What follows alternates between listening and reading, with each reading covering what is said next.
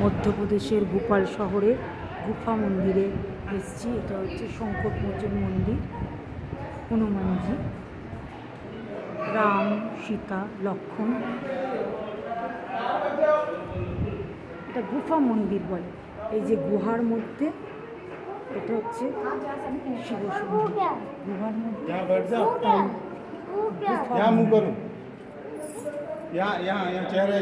জয় শিব সন্ধি। গুহার মধ্যে, তাই এই মন্দিরটাকে গুফা মন্দির বলে। গুফা মন্দিরের বাইরেটাও আমি দেখাবো। মধ্যপ্রদেশের ভোপাল শহরে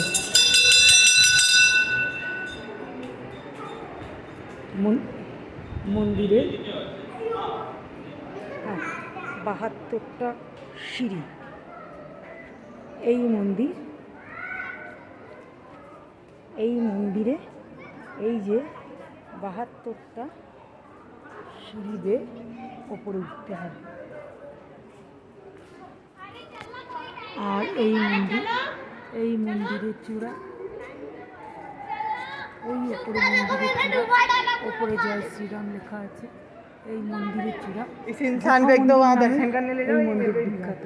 ওইদিকে যে সিঁড়ি উঠে গেছে, ওইদিকে আর একটা মন্দির আছে।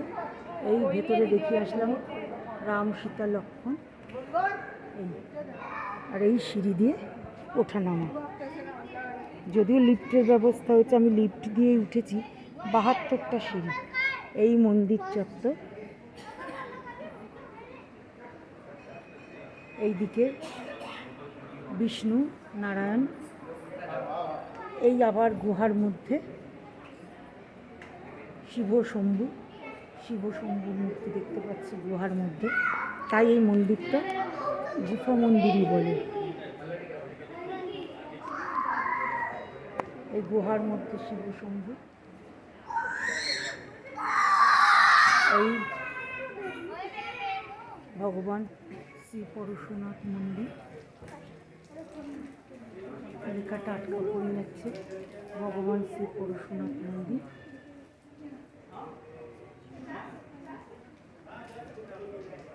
এই সমস্ত মন্দিরের চত্বর। এই আমি বাবিন গুহার ভেতর নামছে। পাশে রাখো।